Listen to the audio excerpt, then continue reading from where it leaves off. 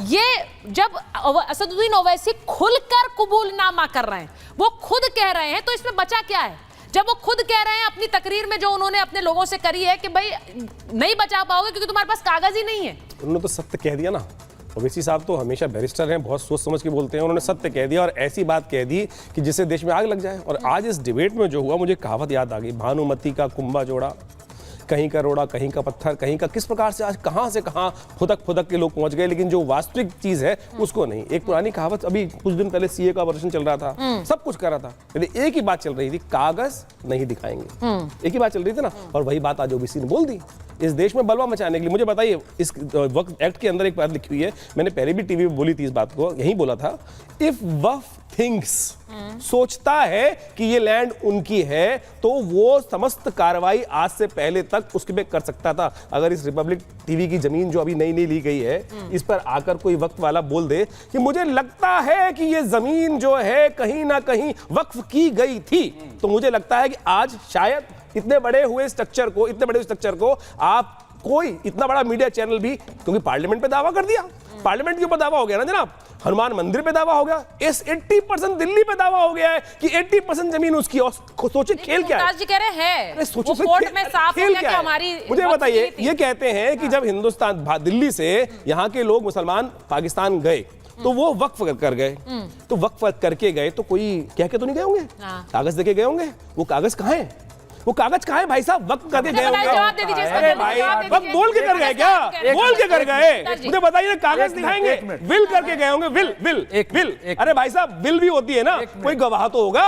अरे वक्त करके गए, कागज करके गए, उनकी याददाश्त चली गई ना, उनकी तो याददाश्त चली चुकी है। देखिए, उनकी तो याददाश्त चली गई है। मोदी सरकार, अरे आपने भी बोला था जायज नाजायज, आपने बोला था जायज नाजायज, आप तो हलाल वाले लोग हो, हलाल पे बात, हलाल का मतलब जायज है ना भाई साहब, जायज बात करो, नाजायज बात करो। जायज बात कर रहे हैं। देखिए ऐसा है कि एक तो आप जो कह रहे हैं कि 47 के बाद जिस तरह के हालात पैदा हुए, उसमें सारे लोग मारे गए, हिंदू मुस्लिम सब, ठीक है, उसमें कोई दो राय नहीं, और लोग भागे, अफरा तफरी, वो बहुत बदकिस्मती वाला वाकया था जो हमारा बंटवारा हुआ। नंबर 1।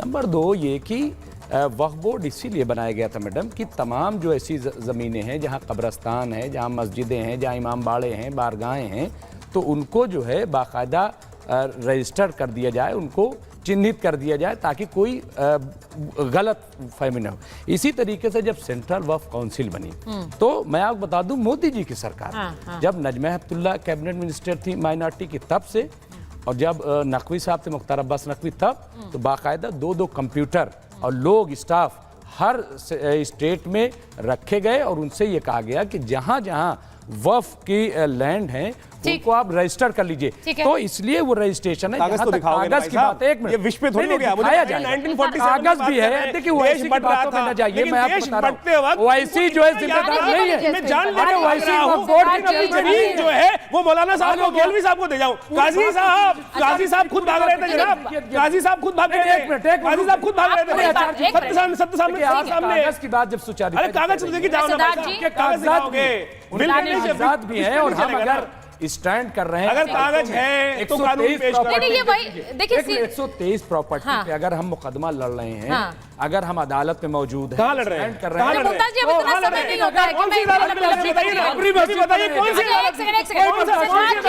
कोई कोर्ट था, सर्वोच्च न्यायालय, कौन सा न्यायालय था? अब मेरा सवाल सुनिए, मैं दानिश जी, देखिए आप लोग जो बात कहते हैं, हमने इतनी डिबेट्स की हैं वक्फ को लेकर, लेकिन आज वो उसी वक्फ को लेकर, वही नेता के बयान को लेकर बात हो रही है जो लगातार ये कहते रहे कि वक्फ कानून नहीं आना चाहिए।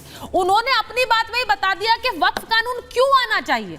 अब आप धारावी की बात कर लें, चाहे मैं हिमाचल के अलग अलग इलाके, संजौली की बात कर लूं, वहां भी यही बात आई कि वक्फ की जमीन थी।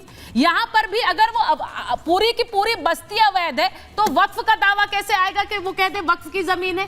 हर जगह जहां पर ये हंगामा हो रहा है, वहां वक्फ की एंट्री हो जा रही है। ऐसा क्यों हो रहा है? देखिए, मैं आपको एक बात करूं, दरअसल दिक्कत क्या है कि भारतीय जनता पार्टी और उसकी भगिनी संस्थाएं और उसके जो लोग हैं, कुछ जिनका काम ही ये है, मैं आपसे फिर से दोहरा रहा हूं कि ये जो लोग भी बातें कह रहे हैं ना, चाहे ये कह रहे हो कि कोई भी, जैसे अभी एक कोई भाई साहब कह रहे थे पैनलिस्ट कि वो आर भारत का जो स्टूडियो है इस पे क्लेम कर देंगे। मुझे ये बताइए सुचारिता, बेसिक लॉ की बात करें, बेसिक कानून जो है, क्या अगर कोई भी प्रॉपर्टी के लिए कोई भी क्लेम करने जाता है तो बिना डॉक्यूमेंट के उसके एंटरटेन किया, लेकिन इंटरप्ट करने के लिए मना करिए। एक छोटा सा प्रश्न है, ऐसे देश जानना चाहता है कि जज न्यूट्रल होना चाहिए या जज कोई कौम का होना चाहिए? जज न्यूट्रल ही रहता है भाई। न्यूट्रल भाई, अरे कौन होगा न्यूट्रल? अरे वहां अच्छा ठीक है, दानिश जी अपनी बात कर ले, फिर सिद्धार्थ जी कहेंगे। आचार्य जी एक मिनट, आपके घर के अपने दानिश जी पिताजी बात होंगे कंप्लीट या जज न्यूट्रल होगा? हाँ पिताजी है। ठीक है, आपके पिताजी है ना? अच्छा आप दोनों एक मिनट होल्ड करिए।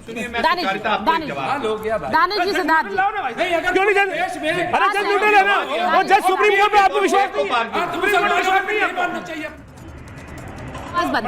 आवाज बंद करिए। दानिश जी बोलेंगे, दानिश जी बोलिए। देखिए अब सवाल यहाँ ये है कि देखिए ये लोग जो पैनल में जो लोग बैठे हैं ना, एक्चुअली में दरअसल वो जिम्मेदार लोग हैं और वो लोग देश को गुमराह कर रहे हैं कि भाई किसी ने भी क्लेम कर दिया तो उसकी ऐसे नहीं होती। किसी भी प्रॉपर्टी के लिए आपको प्रॉपर फॉरम में जाना पड़ता है। अगर ट्रिब्यूनल है, जैसे मान लो वक्फ है, तो ट्रिब्यूनल में अगर आप जाएंगे तो ट्रिब्यूनल में आपको उसके बाकायदा आपके पास जो भी डॉक्यूमेंट्स है बेसिक पहले उसका वेरिफिकेशन होता है, फिर उसका जो रजिस्ट्रार है वो देखता है कि हाँ इसमें कुछ दम है। अगर मैं मान लीजिए कि मैं आपके खिलाफ या आपके किसी भी कुछ डॉक्यूमेंटेशन पेश कर दूंगा, उसकी ऑथेंटिसिटी चेक की जाती है बाकायदा, उसके बाद अदालत उसको एंटरटेन करती है। ये सिस्टम है। अब दरअसल या तो ये सिस्टम समझना नहीं चाहते और आम जनमानस जिसको बेचारे को इसकी जानकारी नहीं है उसको भड़काने की और बरगलाने की काम भारतीय जनता पार्टी और उसकी भगिनी संस्थाएं कर रही हैं। या तो फिर मुझे ये बता दीजिए कि अदालत में कोई भी जाके किसी पे भी क्लेम कर देगा तो क्या उसका हो जाएगा? बताइए भाई, सिद्धार्थ जी जवाब दीजिए, सीधा सवाल पूछ रहे हैं वो। तो ये जो कह रहे हैं आप लोग मनमाने ढंग से, एक मिनट, आप लोग ये फैला रहे हैं कि वक्फ जहां हाथ रख देता है वो संपत्ति होती है। गलत जानकारी। बीजेपी तो बताइए भाई, में कहीं है नहीं सड़क पर, हाँ। हमको तो नहीं दिखाई दिया है। नहीं, पर वो कह रहे हैं कि प्रचार ऐसा कर रहे हैं। इनको तो कहना ही पड़ेगा, इनको सुचारिता जी, सिद्धार्थ जी जवाब, सिद्धार्थ जी जवाब, सुचारिता जी इनको तो सिद्धार्थ जी ऐसा जवाब कहना ही पड़ेगा। एक मिनट सिद्धार्थ जी, इनको तो ऐसा कहना ही पड़ेगा क्योंकि 200 लोग, मैं बोलूं सुचारिता जी,